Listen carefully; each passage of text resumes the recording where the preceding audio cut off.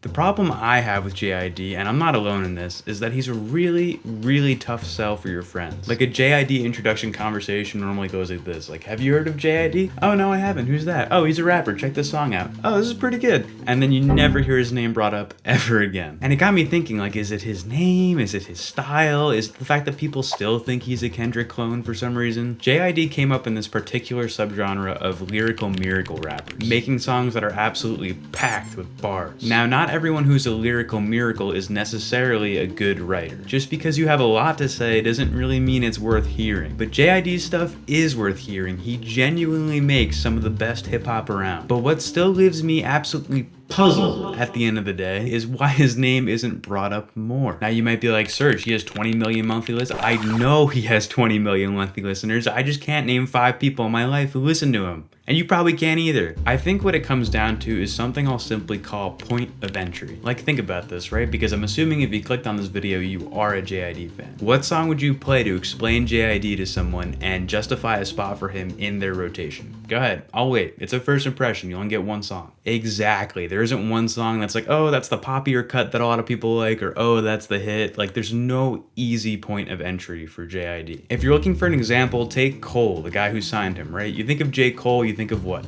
Wet Dreams.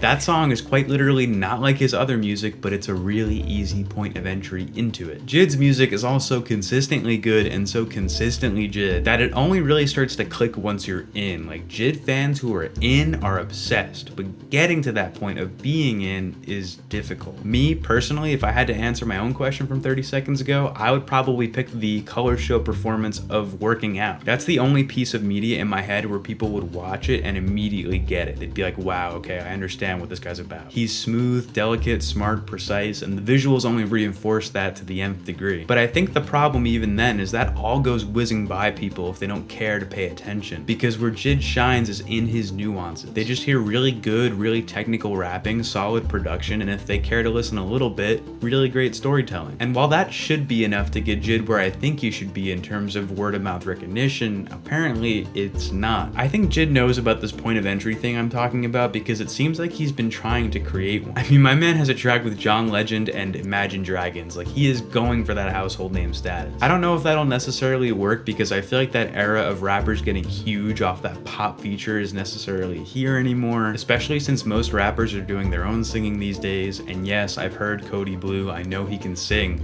but Cody Blue is not the song you were gonna pick to show a friend to introduce JID, right? Exactly. I'm perfectly fine with JID doing JID. I'm sure he's very happy and I want it to stay that way, but I also want other people to know what I'm talking about when I say I listen to JID and be like, yeah, me too, he's great. If you like this video, check out this one I did on Drake where I express a different kind of frustration, but it's with Drake, so it's fine.